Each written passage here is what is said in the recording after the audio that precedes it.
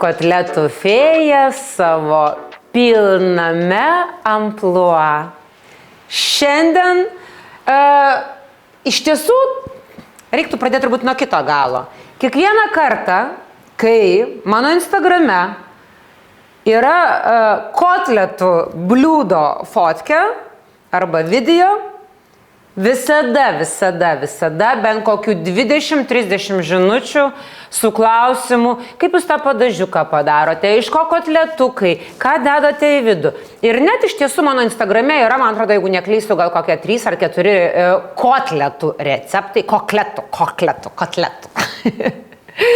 Ir su bulka, ir paprasti, ir kepenų kotletukai, ir žuvies, man atrodo. Aš jau pati, žinokite, nebežinau, kas ten pas mane Instagrame yra, nes tų receptų yra tiesiog begalė ir vienas už kitą jie yra geresni, skanesni, paprastesni, lengvesni, sudėtingesni.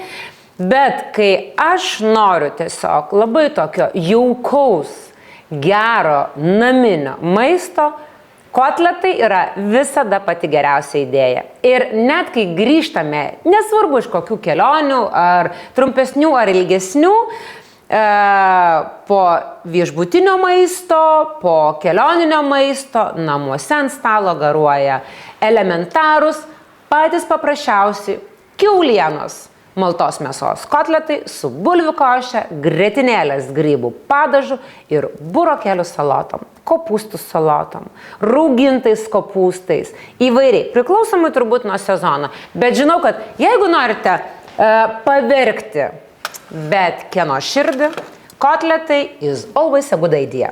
Tikrai. Ir aš čia niekiek neperdedu ir manau, kad jūs patys tikrai visi žinote.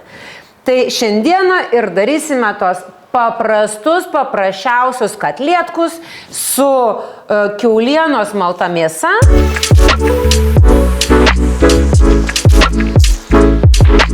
Tai čia jau yra kilogramas kiaulienos faršo. Kartais man patinka kiauliena jautiena, kartais tik kiauliena, kartais malta vištiena, bet jeigu tu nori to tikro rebaliuko, tai aš darau būtent su tokia mėsa. Labai mažai turiu prieskonių, labai mažai jų dedu, tai visada elementariai būna druska, tai šaukštelis ant kilo faršo, pusantro šaukštelio rožinės druskos, juodųjų pipirų, kvapniųjų pipirų, maltų ir visuomet, kokie tai bebūtų kotletai, majonezas privalomuoju būdu keliauja į faršą. Be gailesčio, porą šaukštų. Galite tarkuoti žalią bulvę, galite dėti pienę brinkintą bulką ir kas anksčiau būdavo visiškai normalu, bet kažkaip, kai dedu majonezą, man atrodo, kad man tiesiog daugiau absoliučiai niekur netrūksta. Dar vienas dalykas. Aš nededu žalių česnakų ir žalių svogūnų į kotletus. Kodėl? Kad paskui nebūtų to kotleto raugalo visą dieną. Nes jis tiesiog neišvengiamas. Ar tai koldūnai, ar tai kotletai. Tai aš išvengdama galite pakepinti svogūnų su česnaku. Aš tiesiog dedu česnakų granulių. Man tai puikiai pasiteisino. Gerą tokį šaukštelį pusantro. Ir tuomet skonio mėsa įgauna, bet to tokio nebūna. Taip. Viskas. Vienas kiaušas.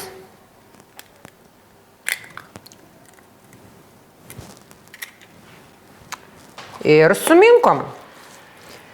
Suminkom faršą paprastai rankytėmis. Ir būtų gerai, kad vėliau gal kokių 10 minučių tą faršą bent jau paliktumėte ramybėje, kad kiaušas, majonezas, viskas susijungtų į vieną visumą, nebūtų atskirų faršo dalių ir kepsime. Nėra, kad čia jau estetiška labai, ne? Už tai žiauriai skanu. Tau turbūt Girdut ypač, ne?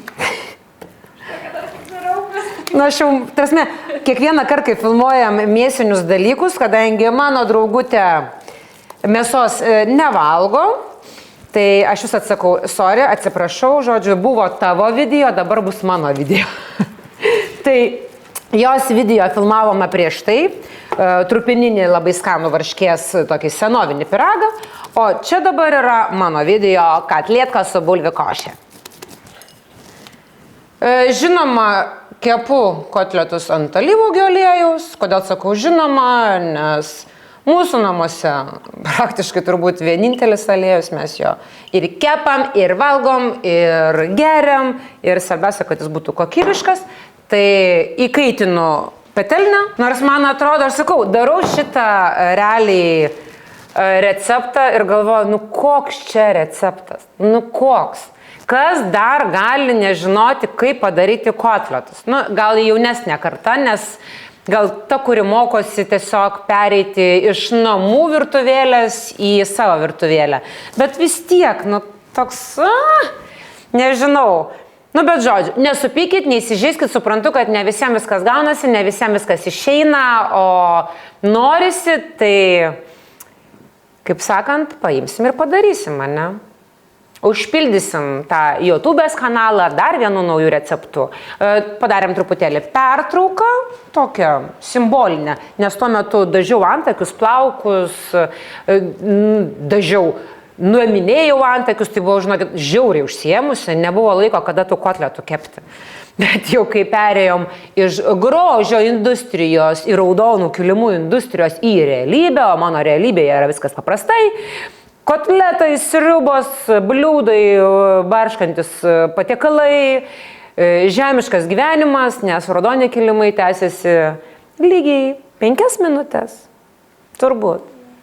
Tai realiai raudonas kilimas tilpo į 3 video po 2, 3 ir 4 minutės. O visa kita yra va štai taip, štai čia ir dabar juokiasi Gerda sako, atrodo, kad tu čia 10 patiekalų gamini, orkai tie kepa, tas pyragas, kurį jau nufilmavome ir jis yra žiauriai skanus, mes galim jums parodyti, koks jisai geras, kaip gerai atrodo ir galbūt netiks jūsų velykiniui stalui, bet receptą galite rasti mano Instagram kanale, čia dabar reklama reklamoje, YouTube'ės kanale pasireklamuosim savo Instagramo profilį, tai galite užsukti, ten yra labai daug receptų, tikrai. Ir aš tiesiog norėčiau būti pajėgesnė, jūs sufilmuoti daug daugiau, bet, nu taip yra, 24 valandos paroje daro savo įtaką ir vis tik ne viską galbūt galėčiau spėti, kad ir kaip norėčiau. Bet mūsų keptuvė jau, man atrodo, įkaito, mes galime pradėti lipdyti savo katlėtukus. Man yra patys skaniausi tokie vidutinio dydžio apvalūs mažiliukai. Aš niekur jų nevolioju, nei į miltus, nei į džiūvėsėlius.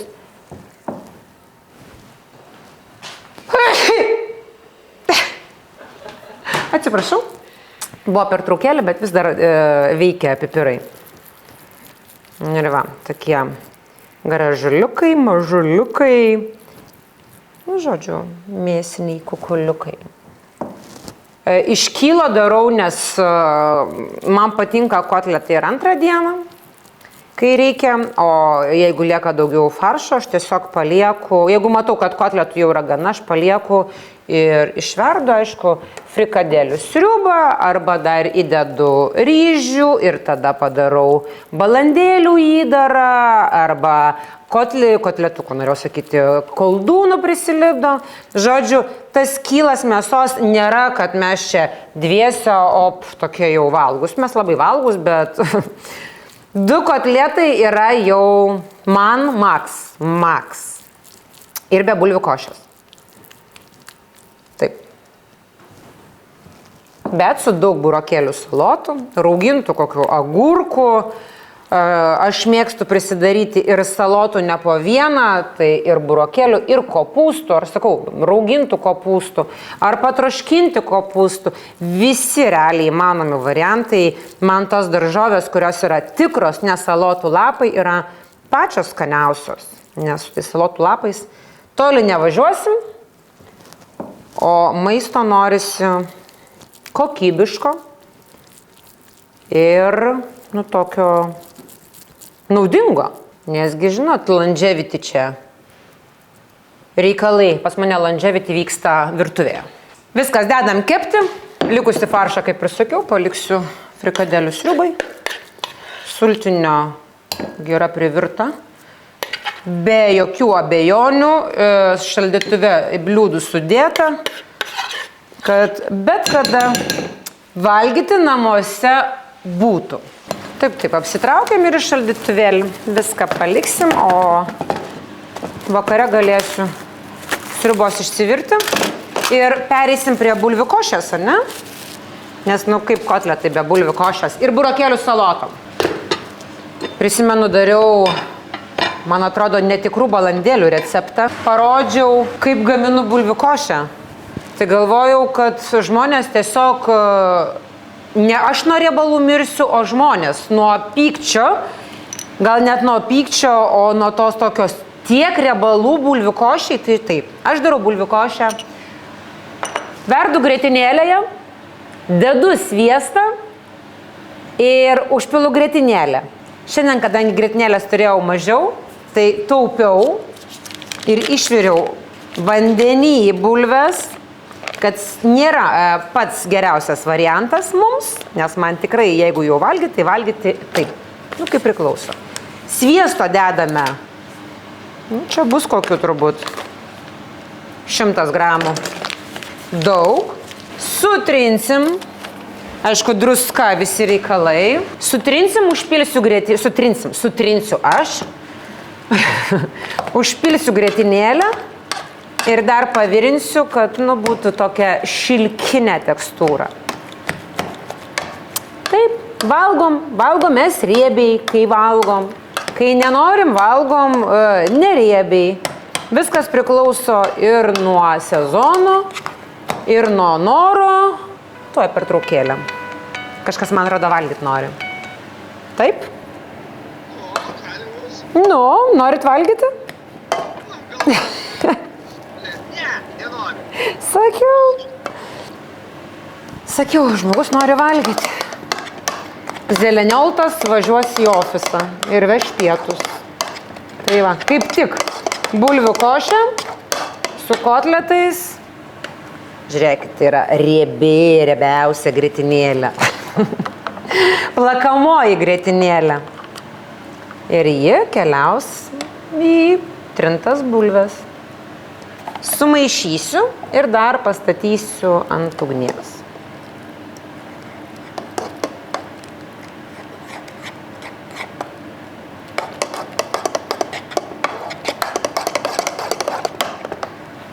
Kreminė.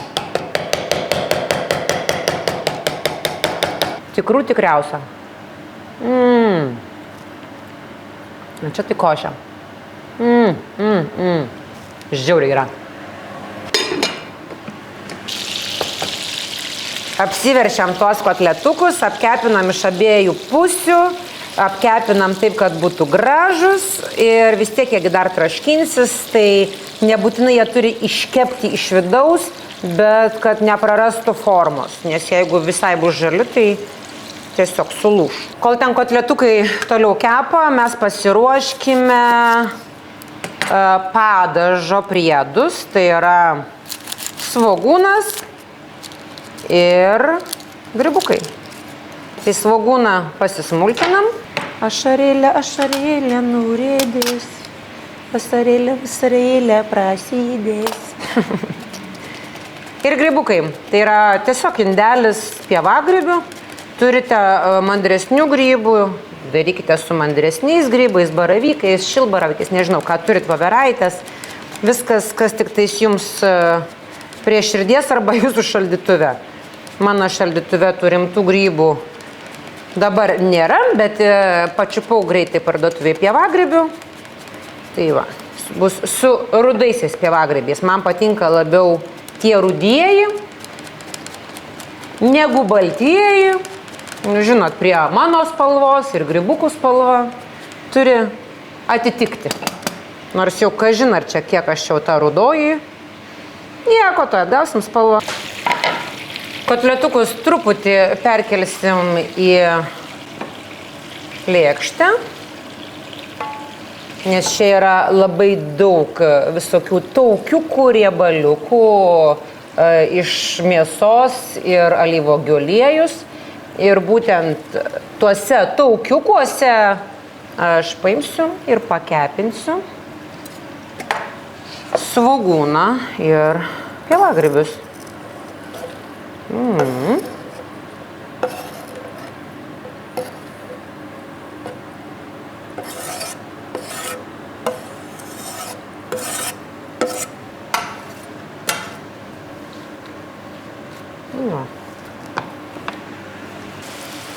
Beriame druskos, beriame šaukštą, tokį, tai parodysiu, ne per dideliu kaupu miltų ir greitai nešame apkepinti.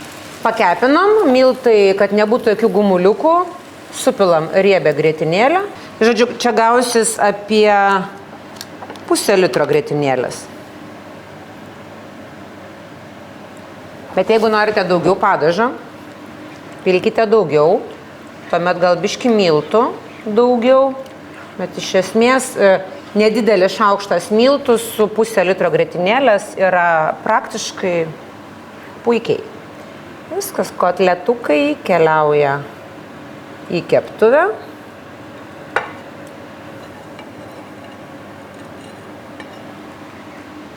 Uždengiam toj dangtį ir paliekam pusvalandukui pasitraškinti.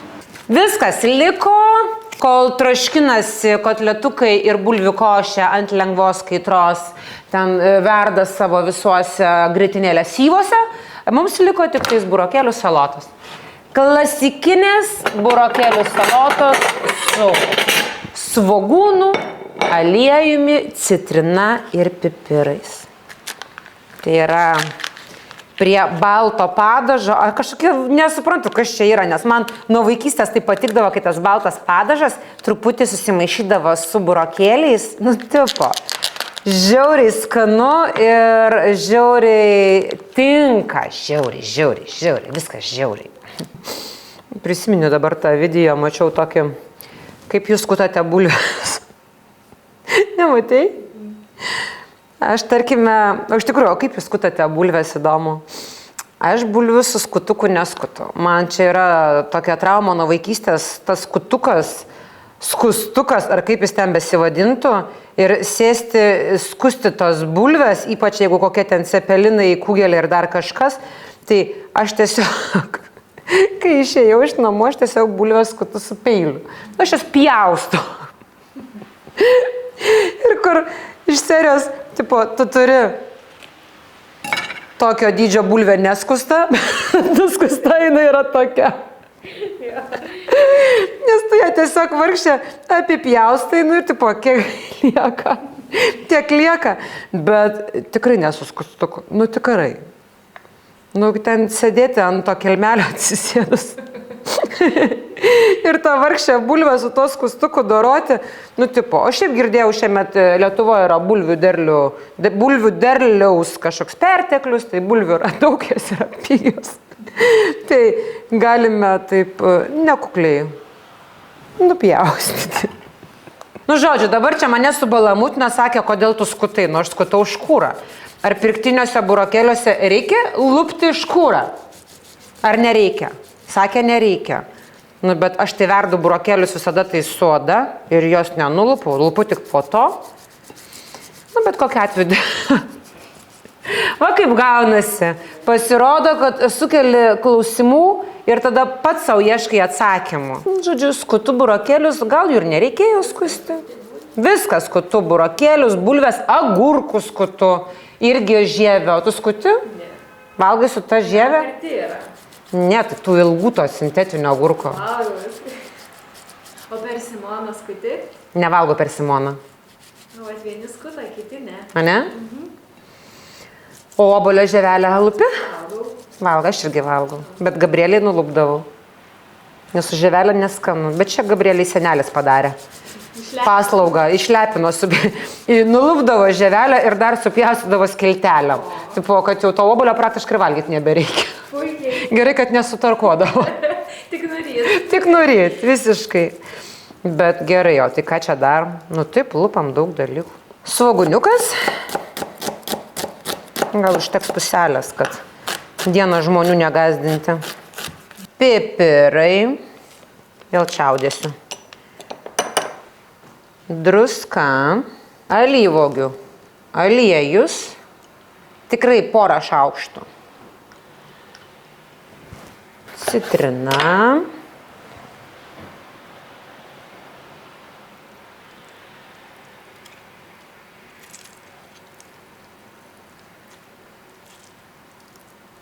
Ir taip, tai yra cukrus.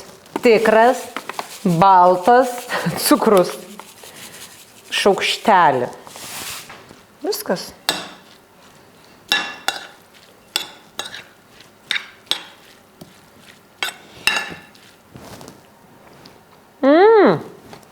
Ničnieko netrūksta. Visiškai. Labai gerai.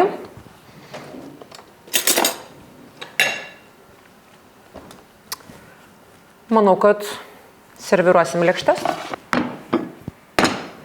Taip ūkiškai, tiesiai iš puodų. Na ką? Valgyklėlę pas zeleniutę.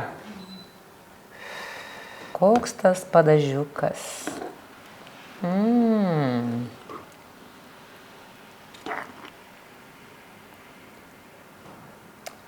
Eik, tu savo nieko netrūksta. Kaip pataikyta. Viskas. Katlėtkos, bulvių košė ir burokėlių salotos.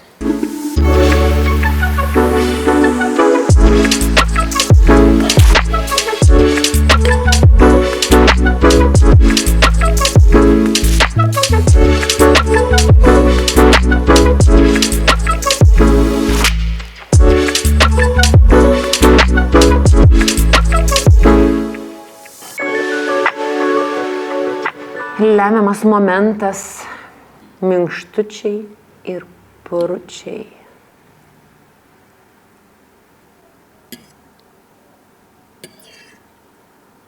Ir taip svarbiausiai išmakaluoti padažę smarkiai.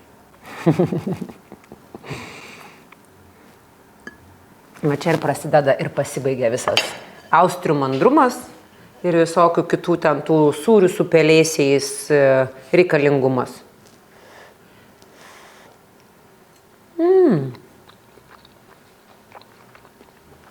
Eik tu savo.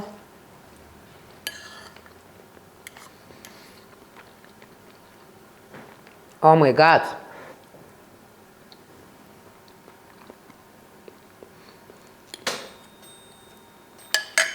Pyragas baigia kepti. Gerai gyventi neuždrausi, o skaniai dar labiau. Uolia, baliukas. Gerai atrodo. Taip. Iki greito.